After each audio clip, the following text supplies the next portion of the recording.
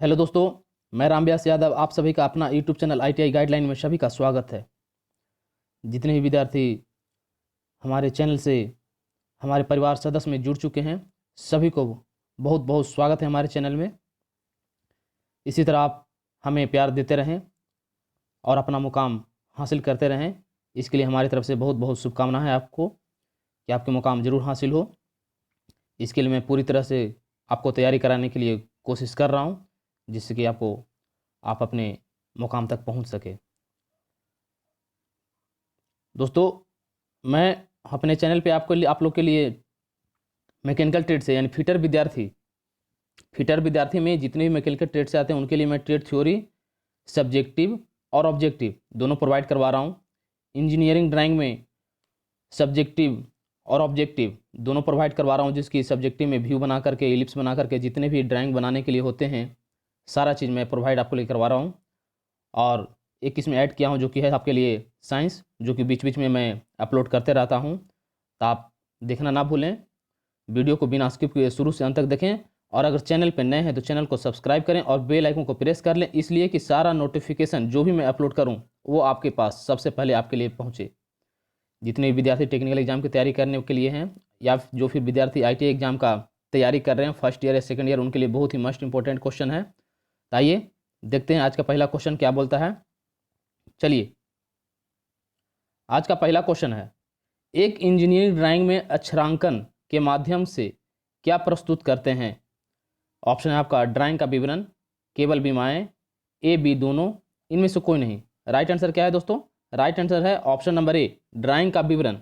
आज जो सब्जेक्ट चल रहा है इंजीनियरिंग ड्राइंग का चल रहा है, तो आप बिना स्किप हुए वीडियो को शुरू से अंत तक देखें। क्या ऑप्शन होगा? ऑप्शन नंबर ए, जो कि ड्राइंग का विवरण है। Option number A correct answer, right answer दोस्तों। चलिए, इसी के साथ अगला क्वेश्चन आपके स्क्रीन पे। अगला क्वेश्चन है कि माप लिखने में अधिकांशतः प्रयोग होता है। माप जो लिखा जाता है उसमें कौन सा प्रयोग होता है? संख्या का, शब्दों का, रेखाओं का, इनमें से कोई नहीं। क्या राइट आंसर होगा दोस्तों?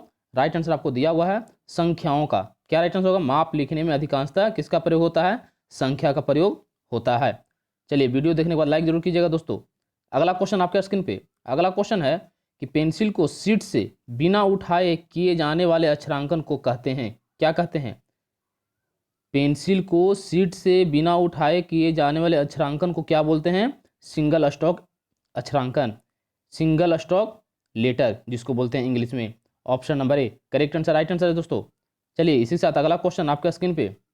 अगला क्वेश्चन है कि अक्षरांकन में वर्टिकल लाइनों को खींचा जाना चाहिए किधर से? ऊपर से नीचे, ऊपर की ओर, दाएं से बाएं, इनमें से कोई नहीं। क्या राइट आंसर है दोस्तों? राइट आंसर है ऊपर से नीचे। अक्षरांकन में वर्टिकल लाइनों को खींचा जाना चाहिए कैसे? ऊपर से नीचे की ओर खींचा जाता है। Option number A correct answer, right answer दोस्तों। चलिए, इसी साथ अगला क्वेश्चन आपके स्क्रीन पे। अगला क्वेश्चन है कि अक्षर बनाते समय समतल लाइनों को खींचा जाना चाहिए। कैसे खींचा जाना चाहिए? बाईं से दाईं ओर को, नीचे की ऊपर की ओर, इनमें से कोई नहीं। क्या राइट आंसर होगा? बाईं से दाईं की ओर। अक्षर बनाते समय समतल लाइनों को खींचा जाना चाहिए बाईं से दाईं की ओर। Option number A correct answer, right answer दोस्तों। चलिए, इसी साथ अगला क्वेश्चन आपके स्क्रीन पे। अगला क्वेश्चन है, अक्षरांकन में अक्षरों के समान अनुपात में निर्माण के साथ ही उनके मध्य की दूरी भी क्यों आवश्यक है? ऑप्शन आपका सामने है। क्या राइट आंसर होगा दोस्तों? सौंदर्य वृद्धि के लिए। क्या है? सौंदर्य वृद्धि के लिए अक्षरांकन में अक्षरों के अनुपात निर्माण के साथ साथ उनके मध्य की दूरी को क्यों आवश्यक है? सौंदर्य के लिए, यानी सौंदर्य मीन्स देखने में बढ़िया लगने के लिए होना चाहिए, इसीलिए सौंदर्य की वृद्धि के लिए होता है। Option number A correct answer, right answer दोस्तों। चलिए, इंजीनियरिंग ड्राइंग का मुख्य आधार क्या है? इंजीनियरिंग ड्राइंग का मुख्य आधार क्या है? चलिए, क्या राइट आंसर होगा? ऑप्शन आपका सामने है। क्या आंसर होगा? रेखाएं। इंजीनियरिंग ड्राइंग का मुख्य आधार क्या है? रेखा। आपका option number A correct answer, right answer दोस्तों। सबसे ज़्यादा जरूरी होता है इंजीनियरिंग ड्राइंग में रेखा, लाइन खींचना। ऑप्शन नंबर ए। चलिए, इसी के साथ अगला क्वेश्चन आपके स्क्रीन पे। अगला क्वेश्चन है कि इंजीनियरिंग ड्राइंग में प्रयुक्त प्रत्येक रेखा का होता है विशिष्ट अर्थ व उपयोग, निरर्थक, ए और बी दोनों, इनमें से कोई नहीं। क्या राइट आंसर है दोस्तों? राइट आंसर हो ऑप्शन नंबर ए विशिष्ट अर्थ व उपयोग। इंजीनियरिंग ड्राइंग में प्रयुक्त प्रत्येक रेखा को का होता है विशिष्ट अर्थ व उपयोग, यानी जितने भी लाइन होते हैं उसमें प्रत्येक लाइन का अर्थ और उपयोग दोनों में विशिष्ट होता है उसका। चलिए इसी के साथ अगला क्वेश्चन आपके स्क्रीन पे, मोटी रेखा का आकार होती है, मोटा रेखा लाइन जो हमारे कई प्रकार के होते हैं, लाइनें जो होते हैं बहुत प्रकार का होता है मोटाई में, थिंक में, तो उसके अनुसार मोटी रेखा का साइज क्या होता है 1 mm का। थिंक ये जो हम लोग लाइन पारेंगे ये तो इसके और इसके बीच के जो दूरी होगा हमारा 1 mm का होगा। Option number A correct answer, right answer दोस्तों। चलिए अगला क्वेश्चन आपका स्क्रीन पे, अपने अपने ग्रुप में मोटाई में तथा विभिन्न आकारों में खींची जाने वाली रेखा कहलाती है, क्या कहलाती है? Construction line, object line, hidden line, इनमें से कोई नहीं। क्या कहलाएगा? Construction line. क्वेश्चन को आप बढ़िया से पढ़िएगा कि अपने अपने ग्रुप में मोटाई तथा विभिन्न आकारों में खींची जाने वाली रेखा क्या कहते हैं? Construction line. एकदम ध्यान से पढ़िएगा और समझिएगा, ऑप्शन आंसर दीजिएगा। Construction line, option number A correct answer, right answer दोस्तों। चलिए इसी के साथ अगला क्वेश्चन आपके स्क्रीन पे, अगला क्वेश्चन है कि ऑब्जेक्ट लाइन को किस अन्य नाम से पुकारा जाता है? ऑब्जेक्ट लाइन को किस अन्य नाम से पुकारा जाता है? तो आउटलाइन, सेंटर लाइन, छेदक लाइन, इनमें से कोई नहीं। क्या बोला जाता है दोस्तों? ऑब्जेक्ट लाइन को किसी दूसरे नाम से पुकारा जाता है, वो कौन सा नाम है? आउटलाइन। चलिए option number A correct answer, right answer दोस्तों। Option number A outline. इसी के साथ अगला क्वेश्चन आपके स्क्रीन पे, अगला क्वेश्चन है कि इंजीनियरिंग ड्राइंग में रूढ़ियों के प्रयोग का क्या मुख्य लाभ है? इंजीनियरिंग ड्राइंग में जो रूढ़ होता है, चिन्ह होता है, वो उसका प्रयोग का मुख्य लाभ क्या है? समझने के समय बचत, मुद्रा की बचत, ए बी दोनों, इनमें से कोई नहीं।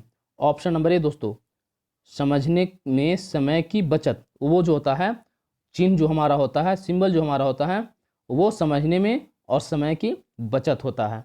चलिए option number A correct answer, right answer.